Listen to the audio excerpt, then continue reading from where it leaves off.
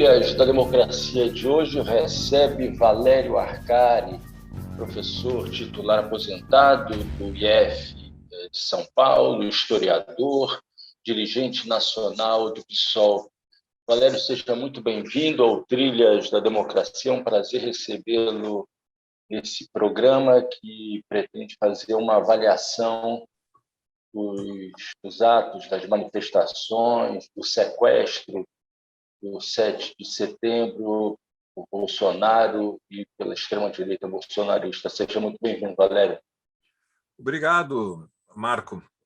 Você sabe que eu estou lançando um livro, ninguém disse que seria fácil. E agora eu cheguei à conclusão, depois de ontem, que realmente acertei no título. Ninguém disse que ia ser fácil, não seria fácil mesmo. A capa dele está aparecendo nesse exato momento para os nossos espectadores na TV e no YouTube. Valério, eu começaria te perguntando se, após os atos de ontem, em todo o Brasil, mas particularmente onde Bolsonaro esteve presente, em Brasília, no Rio de Janeiro, se ele sai maior politicamente, menor ou do mesmo tamanho. E eu gostaria que você respondesse essa pergunta pensando tanto em termos eleitorais imediatos, as eleições estão próximas de acontecer no dia 2 de outubro, mas também pensando, digamos, numa média duração, né? Ou seja, para além desse momento imediatamente eleitoral, em termos políticos, nos próximos anos, no próximo quinquênio, como ficou a figura de Jair Bolsonaro depois do dia de ontem? Bom, Marco, a resposta exige que a análise seja construída em diferentes níveis de abstração, ou seja, é um problema muito grande, nós temos que dividi-lo em partes menores. Do ponto de vista do que nós podemos chamar a estrutura da sociedade, a relação social de forças, Bolsonaro deu uma evidente demonstração de força. Nós temos que ter lucidez e honestidade, reconhecer que ele movimentou dezenas de milhares de pessoas. Revelou, portanto, que tem força muscular, se apoia numa potência social de choque que é capaz de, em escala nacional, ocupar as ruas, abraçar um programa e reforçar o seu projeto político. Esta relação social de forças saiu fortalecida, tanto em Brasília como no Rio de Janeiro. Os atos foram multitudinários, mesmo em São Paulo, que foi evidentemente menor do que em 2021, realmente muito menor, eu diria um terço, talvez menos do que ele conseguiu em 2021, mas ele não estava presente. E no Rio de Janeiro foi avassaladora a mobilização. Ela se apoia, como nós sabemos, nas camadas médias, predominantemente proprietárias, muito exasperadas, tanto do ponto de vista político como ideológico, mas tem um reforço considerável da presença de camadas populares que são organizadas pelas igrejas pentecostais e tem uma caixa de ressonância importante que são a oficialidade média e alta das Forças Armadas, as polícias. Então, do ponto de vista social, ele deu uma demonstração de força, teve impacto na realidade e provavelmente terá repercussão política. Aí exige paciência, vamos ver as próximas pesquisas, a sua evolução. Bolsonaro vinha tendo uma recuperação quando nós desagregamos a análise das pesquisas, ele vinha se recuperando no eleitorado que votou nele em 2018, era um processo lento. As pesquisas do final da semana passada, do início dessa semana, sugeriam que esta recuperação tinha sido interrompida. Aguardemos as próximas para ver a evolução.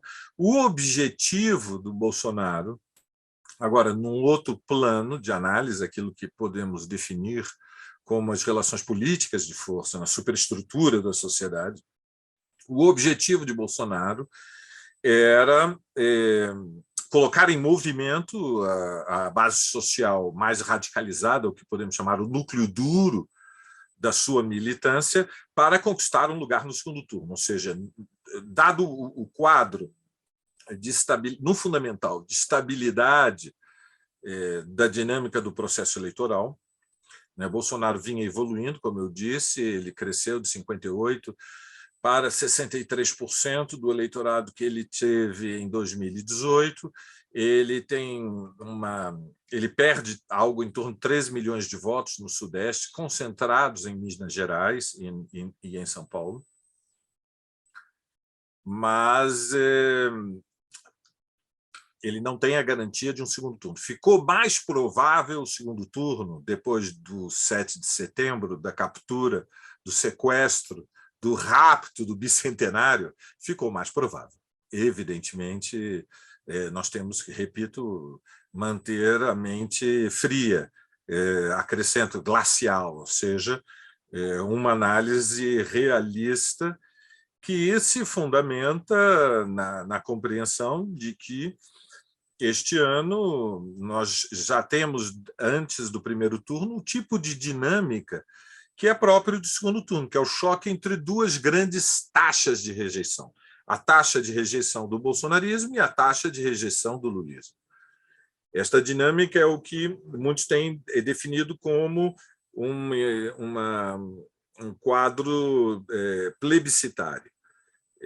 Eu creio que nas próximas semanas nós vamos ver a acentuação desta polarização entre Bolsonaro e Lula.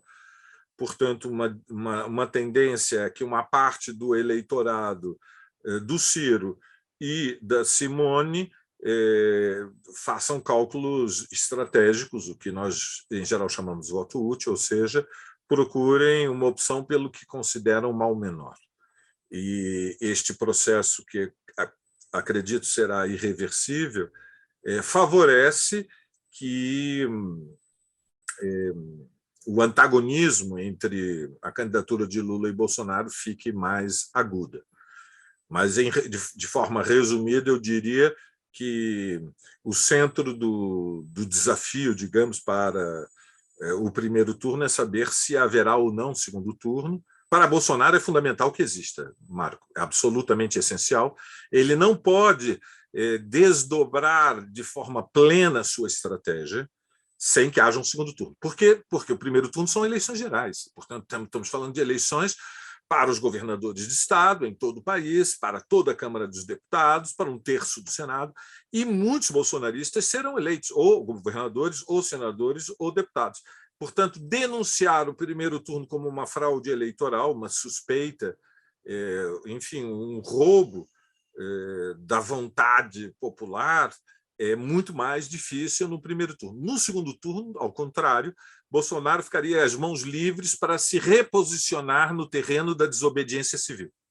Isso para ele é essencial, se perder as eleições, porque ele sabe que há o perigo real e imediato de que se abram investigações sobre os crimes de responsabilidade, e ele teme ser condenado e, eventualmente, ser preso. Isso seria a decapitação do movimento neofascista no Brasil, que impediria ele de ocupar o lugar da principal liderança na oposição a um governo de coalizão chefiado pelo Lula. Valério, vários colegas, amigos, amigas, de ontem de noite até hoje de manhã, levantavam a hipótese de que aconteceu uma inversão na política brasileira recente. Quando eu falo recente, remontando ao pós-2013, pós-2015, 2016, em que, na verdade, existe uma maioria silenciosa hoje, e essa maioria silenciosa hoje seria pró-Lula, seria favorável às bandeiras da esquerda ou aos programas sociais do Lula, seja lá como se defina isso, né? Quando, na verdade, a grande tradição da história recente do Brasil, e aí eu eu penso no pós-1988, 1989, é que essa maioria silenciosa votava nos candidatos de direita, de centro-direita. Não te parece que é possível que esteja acontecendo isso, que o ato do 7 de setembro tenha chamado bastante a atenção, mas que Bolsonaro tenha, mais uma vez, falado apenas para a sua bolha, tendo passado um recado da força orgânica, cada vez mais orgânica desse agrupamento político de extrema-direita no Brasil, mas que o impacto eleitoral ele pode ser reduzido à medida em que o discurso, mais uma vez, daqui a pouco a gente vai falar sobre alguns trechos dos discursos de Bolsonaro no Rio de São Paulo, então que esse discurso ele não consegue ir além dessa multidão, dessa força numérica, como você bem disse, quer dizer, na verdade era só olhar as cenas, as imagens do dia de ontem. Olha, eu creio que o Bolsonaro ele está em condições claras de inferioridade eleitoral, que há uma maioria nacional, social, contra Bolsonaro. Ela pode ser estudada, repito, desagregando todos os dados da pesquisa, ou seja, Bolsonaro é minoritário nos setores mais explorados e oprimidos, ele é minoritário entre as mulheres, é minoritário na juventude, é minoritário na alta escolaridade, é minoritário no Nordeste, e aonde ele tem mais peso é entre pequenos e médios proprietários e, claro, ele tem o suporte do que nós, inspirados na tradição de Marx, chamamos a massa da burguesia, ainda que o núcleo mais duro do PIB tenha rompido com o Bolsonaro. E, portanto, há uma maioria social contra Bolsonaro, ele não é favorito, ao contrário, Lula é franco favorito, tanto no primeiro como no segundo turno. A carta na manga de Bolsonaro era o 7 de setembro, ele não tem outra carta. Ele jogou a carta e o objetivo é produzir um arrastão de uma parcela da base social que votou nele em 2018, em torno, enfim, daquele contexto que o Brasil vivia, o impacto da campanha Lava Jato, a criminalização da esquerda, a associação do Lula à corrupção na Petrobras. Ele tem a expectativa que a mobilização de dezenas de milhares de ontem seja a força social de impacto para o arrastão, porque em processos eleitorais o arrastão funciona, tem um elemento de contágio quando uma parcela mais ativista, mais ativa da sociedade está intensamente política e emocionalmente mesmo comprometida com a defesa do seu candidato. Essa é a aposta de Bolsonaro. Eu diria que depois de ontem, depois do 7 de setembro, nós podemos dizer que ele conseguiu motivar essa base social, aquilo que os jovens chamam a sua bolha, mas ele faz uma aposta. A aposta é que haja o fenômeno do arrastão, do contágio, e que ele consiga subir de 60 para 73, 75. Ele quer se aproximar, e ninguém sabe qual é o teto, da recuperação desta parcela do eleitorado que votou nele em 2018, que depois se afastou dele em função de uma experiência dramática dos últimos 3 anos e meio, que passou fundamentalmente, como sabemos, pela estagnação econômica, pelo impacto da pandemia, que foi devastador, e depois pelo impacto do crescimento da miséria, com a suspensão do auxílio emergencial durante o ano de 2021, que resultou nesta situação que vivemos hoje, que é de uma crise social inaudita, com dezenas de milhões que estão vivendo na subnutrição. É muito pouco provável que o Bolsonaro tenha tempo e tenha condições de reverter o favoritismo de Lula. E, portanto, cabe à esquerda manter a cabeça fria, sangue quente e apostar que a candidatura Lula tem que responder a Bolsonaro. A candidatura Lula tem que polarizar com o Bolsonaro. O grande erro, na minha interpretação, do primeiro debate presidencial foi a hesitação ou tergiversação de Lula de ir para uma polarização, um confronto impiedoso, né, contra Bolsonaro, que é a condição para poder arrastar os votos que, não sendo de esquerda, nem sendo lulistas, poderão votar em Lula para derrotar Bolsonaro como uma escolha estratégica. Mas isso depende, evidentemente, do nosso protagonismo. Valério, eu gostaria agora de te convidar a analisar certos trechos dos discursos, sejam públicos ou aqueles mais reservados, mas que são propositalmente gravados e devidamente difundidos pelo YouTube, tanto no Rio de Janeiro quanto em Brasília, tanto em Brasília quanto no Rio de Janeiro. E começaria recorrendo ao discurso de Brasília. E o discurso não apenas do próprio Jair Messias Bolsonaro, mas da sua esposa, Michele Bolsonaro. Michele representa exatamente isso, né, Valério? Aquela que faz o discurso mais diretamente para o povo neopentecostal, uma tentativa de fisgar as mulheres, não as mulheres, evidentemente, do campo feminista, mesmo não sendo do campo feminista, daquelas mulheres que se pautam por uma luta no seu cotidiano pela igualdade, né, no espaço profissional, igualdade na política. Né? O discurso da Michele retrata isso. Né? E logo em seguida, quando Bolsonaro, Jair Messias, pega o microfone, as constantes referências a Deus, né, que não são nenhuma novidade, mas que reiteram essa crise pela qual passa o caráter laico do Estado brasileiro. Você concorda com isso? Gostaria que você aprofundasse um pouco a análise sobre essa primeira dimensão do discurso de Bolsonaro e da sua esposa. Por favor.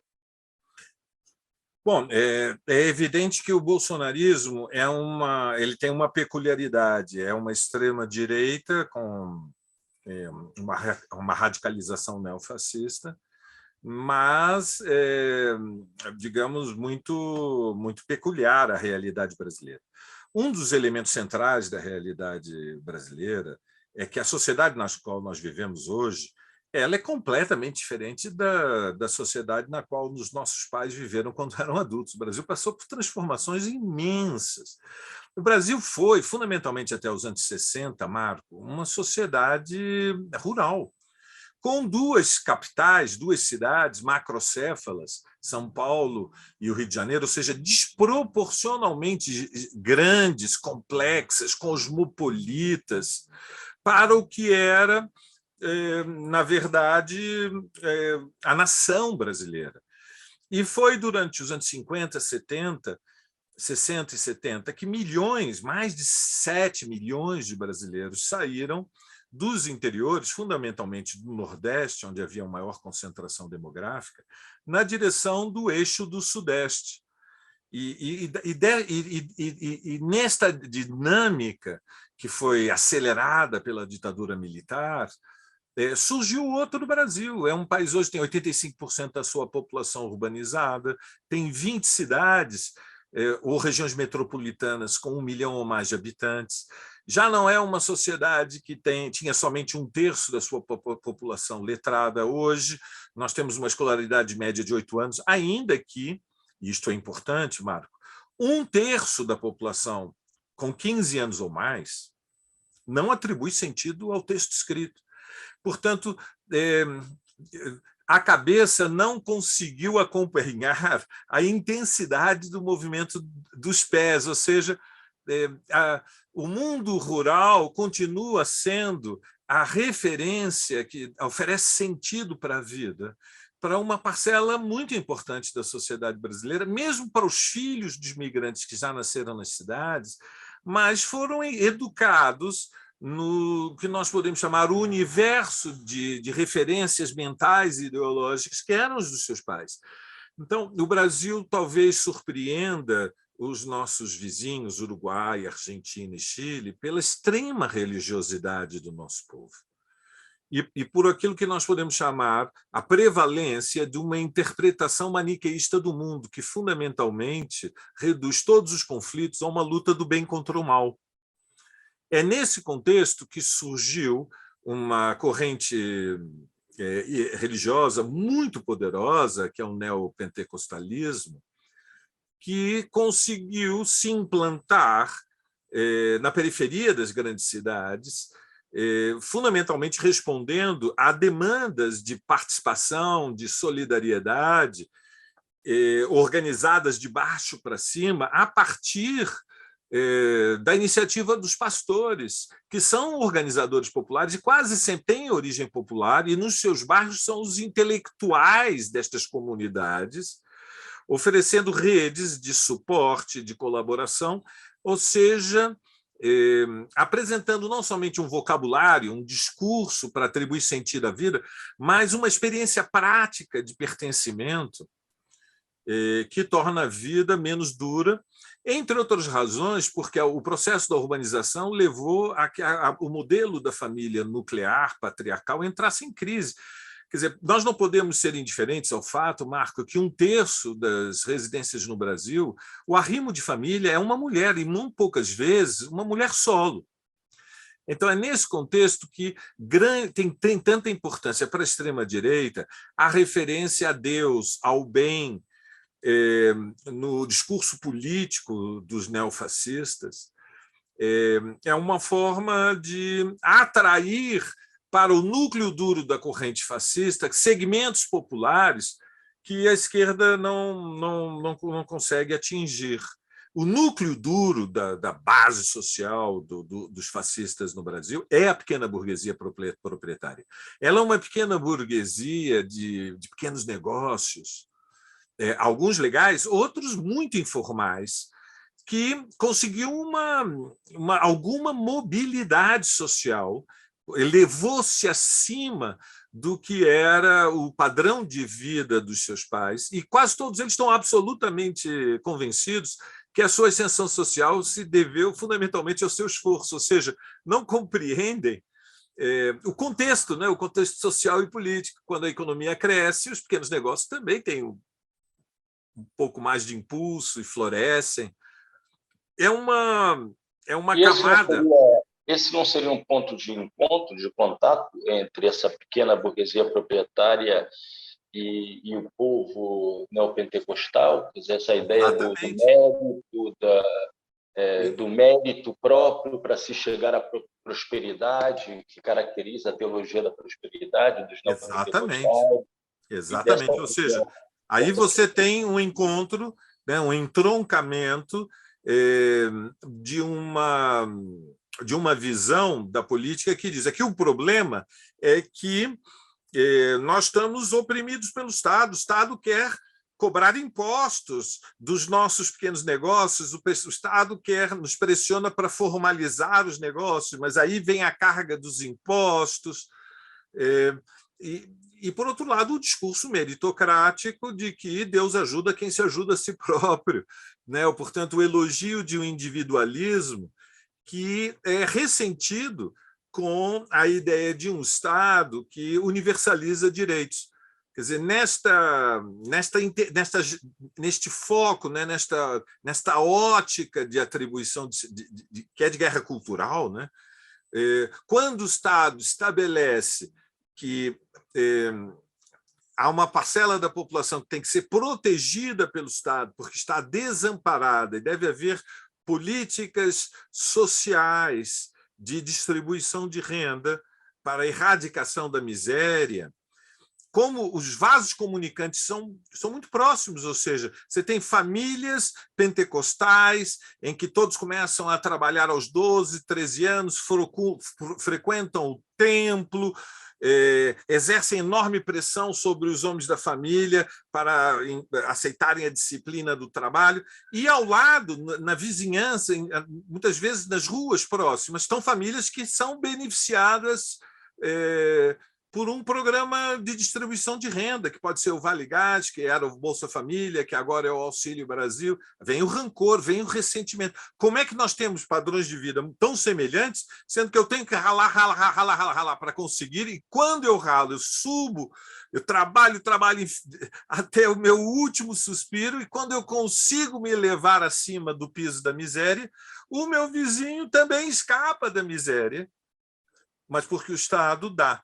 Então, o Estado está dando com o dinheiro dos impostos que eu pago. Então, sou eu que estou sustentando os vagabundos que não têm a mesma disposição para o trabalho que eu tenho. Portanto, vem um rancor, uma inveja, um ressentimento social que explica, em grande medida, a fratura da sociedade. E este sentimento, Marco, eles compartilham com a pequena burguesia proprietária de origem eurodescendente. Quando o Bolsonaro faz o discurso meritocrático e fala o governo é o governo cristão, é o governo da luta do bem contra o mal, é o governo contra os ladrões, é um governo contra os quadrilheiros. E quando ele faz as ameaças explícitas, Marco, no 7 de setembro, bicentenário da independência, ele diz: nós não esquecemos 64, 2016 não foi em vão e a história pode se repetir. Ele está sinalizando que o seu projeto estratégico é a subversão do regime democrático. Ele basicamente está dizendo: a democracia ficou cara demais, o SUS é caro demais, a Previdência Social é cara demais, o ensino público é caro demais, tudo isso é caro demais, cobra impostos demais, sufoca, estrangula a vida do povo, e eu sou aquele que foi o escolhido, eu sou o Messias para garantir a ordem e a estabilidade. Então, o discurso dele ontem foi um discurso claramente subversivo, dirigido à exaltação do seu governo, defender-se a si próprio, chegando ao limite do grotesco com o imbrochável, que é um momento, não sei como classificar, Marcos, você tem que me ajudar, é um momento absurdo, de uma vulgaridade, de uma boçalidade que não tem comparação, não tem paralelo, não é inusitado, é absolutamente espantoso. Eu gostaria de aprofundar agora aquilo que não foi dito abertamente, num púlpito, num palanque, mas que foi gravado de maneira proposital para alimentar as redes sociais bolsonaristas. Que foi um momento em que, ainda dentro do Palácio do Planalto, Bolsonaro afirmou que a história pode se repetir, fazendo referência ao levante do Forte de Copacabana, em 1922,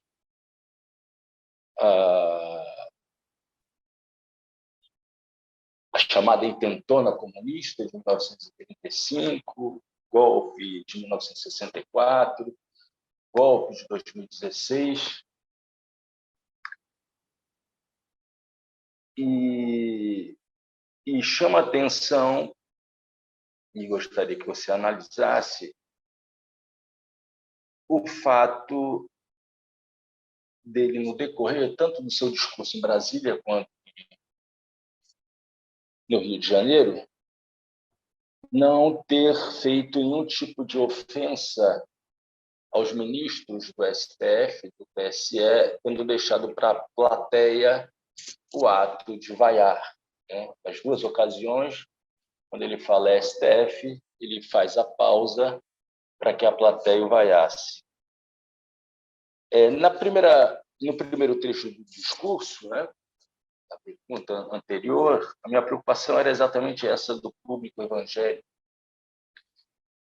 esse discurso abertamente, vou usar a tua expressão, subversivo, contrário à ordem democrática, de que a história pode se repetir sempre em momentos de golpe, de ruptura, de repressão, é Bolsonaro falando diretamente para esse público mais organicamente vinculado às teses da extrema-direita e aos militares, ou pelo menos a grupos de militares que podem servir como base de apoio para algum tipo de intervenção?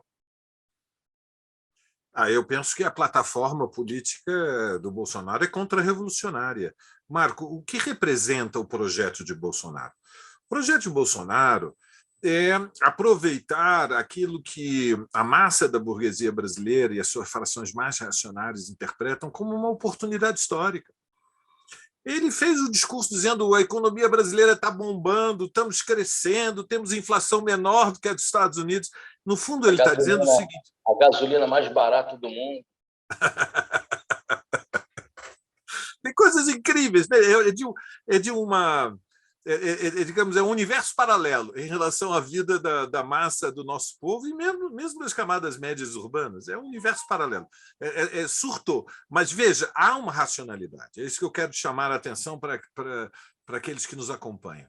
Eles interpretam que há uma janela de oportunidade histórica. Eles interpretam, Marco, que, diante da fratura do mercado mundial, exposta agora com toda clareza pela guerra da Ucrânia, a massa de capitais que nos últimos 30 anos teve como prioridade investimentos na China, que se transformou em grande parte o laboratório industrial do mundo, essa massa de capitais não vai continuar investindo no leste asiático. O Brasil, vamos recordar, durante 3 décadas, foi o primeiro destino do investimento estrangeiro no mundo. Foi isso que permitiu que, entre os anos 50, 60, 60, 70, 70, 80, 30 anos, a economia brasileira duplicava o PIB de 10 em 10 anos. E a renda per capita cresceu 50% no intervalo de uma geração.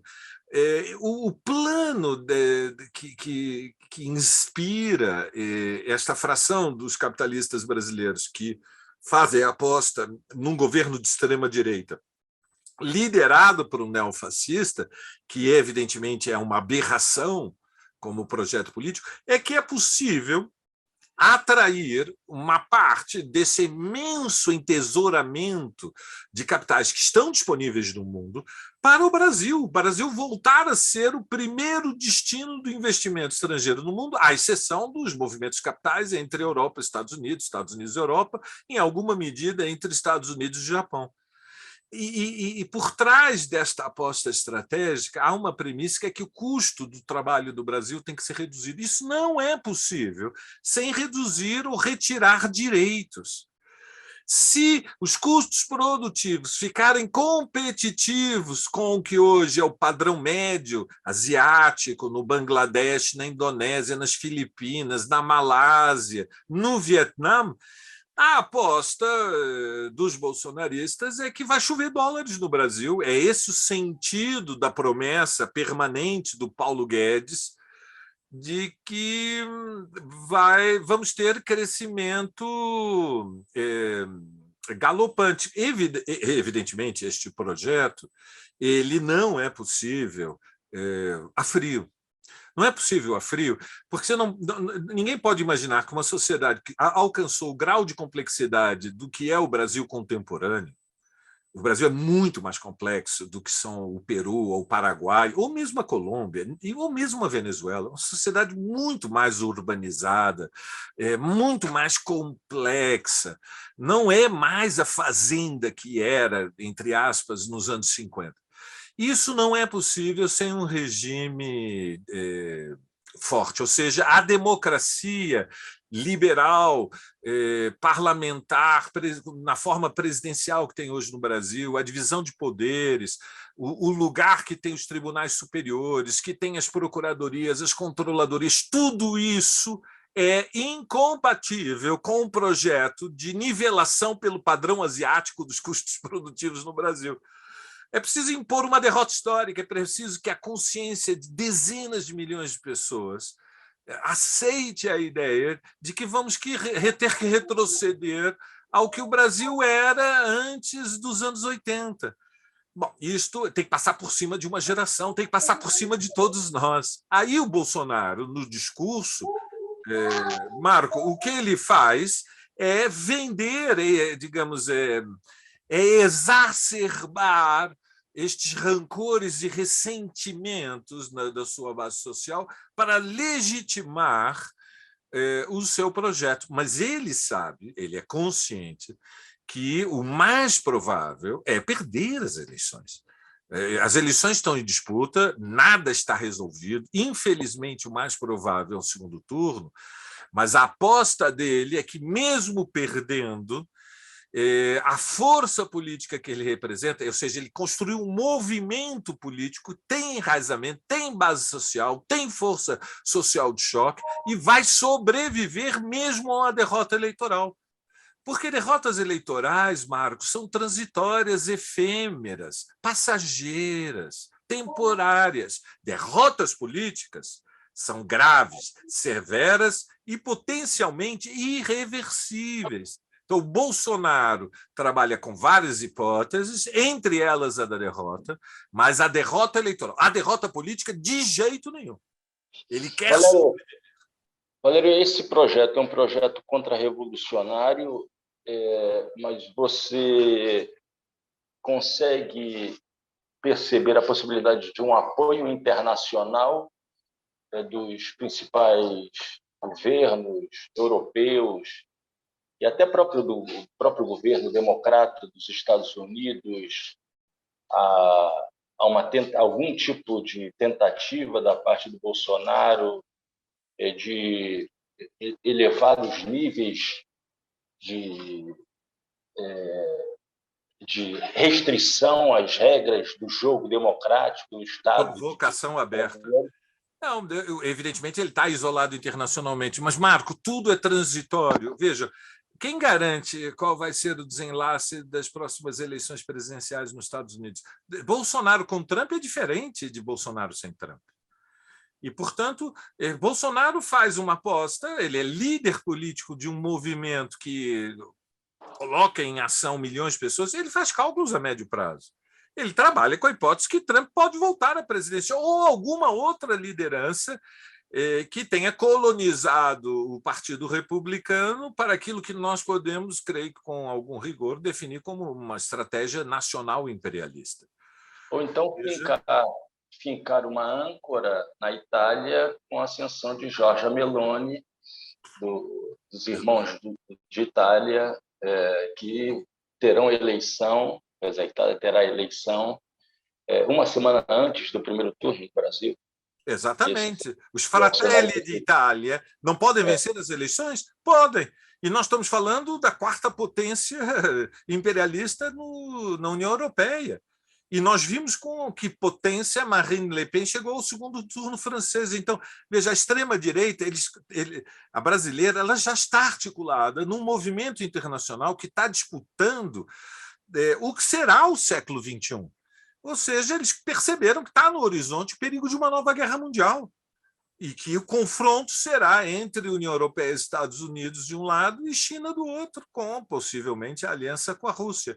E dentro, portanto, das democracias dos países centrais ocidentais, surgem movimentos nacionais imperialistas que estão dispostos a ir a regimes autoritários no cálculo de que é o nacionalismo exaltado, a bandeira política que oferece coesão social para enfrentar a disputa pela supremacia no sistema internacional de Estados contra a China e contra Moscou. E, portanto, Bolsonaro está transitoriamente isolado, mas ele não faz cálculos políticos para 1, 2 ou 3 anos, como nós também não fazemos. Nós também fazemos apostas a médio e longo prazo, né, para que a história gire na direção que nos parece a melhor. Portanto, estamos diante de inimigos que não podem ser subestimados, que são inteligentes. Valério, qual reação imediata, e quando eu falo reação imediata, eu estou pensando no dia 10, manifestações do dia 10, mas também nessas 3 semanas que nos separam do primeiro turno das eleições, de 2 de outubro, e possivelmente no segundo turno, dia 30 de outubro. Então, de uma parte, qual a reação imediata das esquerdas que apoiam a candidatura do ex-presidente Lula? E, de outra parte, qual a reação que a esquerda deve ter, as esquerdas devem colocar em prática, tendo em vista a necessidade de combater essa extrema-direita que parece ter vindo para ficar e que, como você mesmo disse em algum momento da entrevista, representa a expressão de uma crise da democracia representativa, a crise dos pilares da democracia liberal. Por favor, Valério.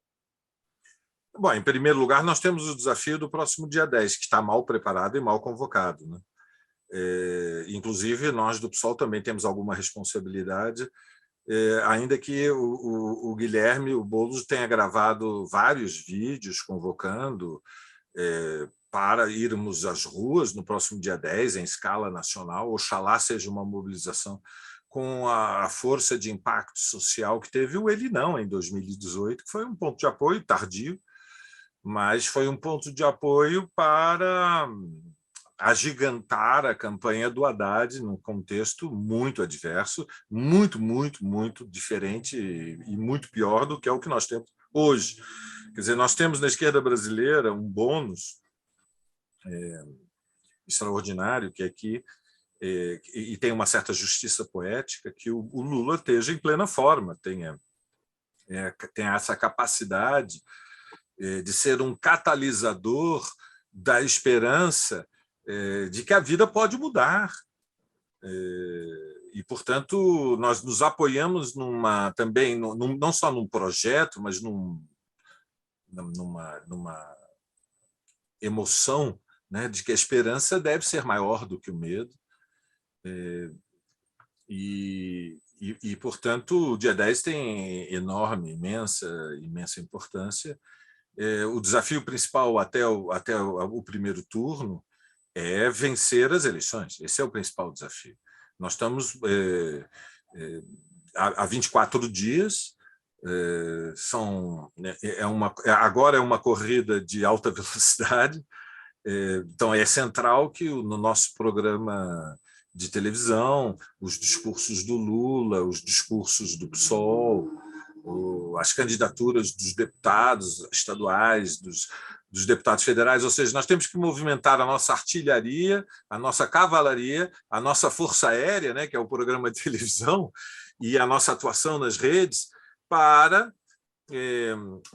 polarizar com o Bolsonaro, para responder a Bolsonaro e dizer as coisas mais simples, mas que são vitais. Você concorda com a ideia de que deve-se permanecer essa figura do Lula pacificador da política nacional? Ou que é chegada a hora de elevar o tom das críticas, de enfrentamento? Não, acho que é preciso elevar o tom, ou seja, é preciso ter frontalidade contra Bolsonaro. Não há alternativa, porque ele é frontal, nós temos que responder com frontalidade. Portanto, creio que o Lula acertou no depoimento que ele fez ontem, quando ele denunciou o enriquecimento ilícito de Bolsonaro, e que é uma forma de demonstrar como são corruptos, são aventureiros, são irresponsáveis, são, na verdade, a parte podre da expressão política do que há de mais anacrônico, arcaico, intensamente reacionário na sociedade brasileira. Ao mesmo tempo, o Lula tem que se apresentar como um candidato de defesa das liberdades democráticas. Ou seja, nós temos que atrair todos os votos que, não sendo de esquerda e não sendo lulistas, são a favor da preservação das liberdades democráticas, porque elas estão em perigo. Então, não é um exagero retórico dizer que é uma luta da civilização contra a barbárie, que é uma luta da defesa da democracia contra uma ameaça fascista. Não é um exagero retórico, é disso que se trata, efetivamente. Ou seja, todas as conquistas que foram alcançadas a partir de 88 e que são valiosas, mesmo nos limites do que é o regime democrático liberal no Brasil, elas estão ameaçadas com o segundo mandato de Bolsonaro. Ou seja, o projeto de Bolsonaro é impor uma derrota histórica à classe trabalhadora, é desmoralizar uma geração, é quebrar a coluna dos movimentos sociais. Ontem ele falou com todas as letras, Marco. A gente tem que prestar atenção no que ele diz. Ele disse: eu quero extirpar a esquerda, eu quero aniquilar os quadrilheiros, eu quero derrotar o Lula ladrão. Ele fala com todas as letras que ele quer impor a derrota histórica, ele quer silenciar o MST. E quando fala do MST para alegrar os setores mais contra-revolucionários, mais obtusos do agronegócio, ele está falando também do movimento sindical, do movimento estudantil, do movimento de mulheres, do movimento negro, do movimento LGBTQIA+. Marco, ele está falando dos movimentos de cultura, ele está falando da universidade, ele está falando da ciência e da arte, ele está falando de tudo que é o mais valioso na sociedade brasileira. Ele não tem medo das palavras. Nós não devemos ter medo das palavras também, Marco. Nós temos que dizer que ele é uma ameaça às liberdades democráticas para atrair o voto daqueles, repito, que, não sendo de esquerda, compreendem o perigo que é ter a extrema-direita por mais 4 anos no poder, mas sempre nos apoiando no que há de mais avançado na consciência de classe dos trabalhadores do povo. Ou seja, o momento mais brilhante do Lula no debate da televisão foi quando ele respondeu a Soraya Tronic, que é representante do latifúndio do Mato Grosso do Sul: a senhora não viu nenhuma mudança no Brasil durante os anos dos governos do PT, mas o seu jardineiro viu, a sua empregada doméstica viu, os seus criados viram. Este é o Lula que simboliza a esperança de que é possível uma vida melhor, que é possível revalorizar o salário mínimo acima da inflação, que é possível reduzir o desemprego, que é possível erradicar a miséria, que é possível valorizar o transporte público, que é possível fazer com que os ricos paguem pela crise, que haja imposto sobre as grandes fortunas, que haja isenção de imposto para os trabalhadores que ganham de 2 a 5 salários mínimos de imposto de renda. E, por outro lado, que é possível proteger a Amazônia do apetite insaciável dos latifundiários que estão fazendo expansão da fronteira agrícola e que já queimaram 10, 15, 20% da Amazônia, que é possível proteger os povos indígenas, que é possível revalorizar, mais que revalorizar, que é possível uma reparação histórica da dívida que o Brasil tem com a juventude negra, Marco, 10 anos da lei de cotas. Tudo isso está ameaçado com o Bolsonaro.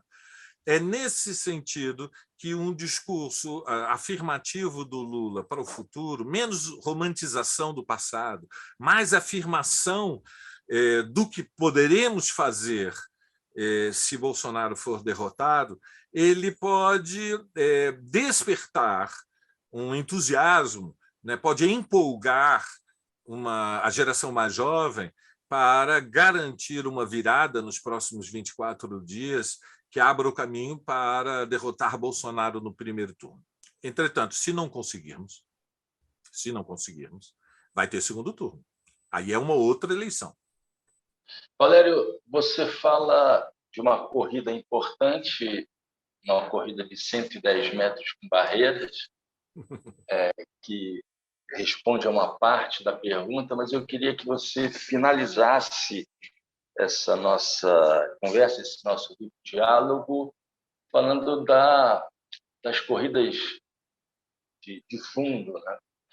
E As da principal maratonas.